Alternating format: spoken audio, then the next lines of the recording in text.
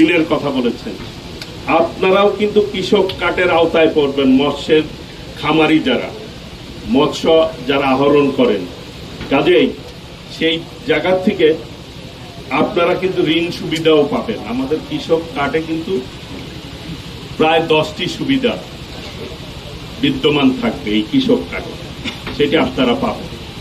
কাজেই আগামী দিনে এই দেশটিকে গড়ে তোলার ক্ষেত্রে সকলকেই দায়িত্বশীল হতে হবে।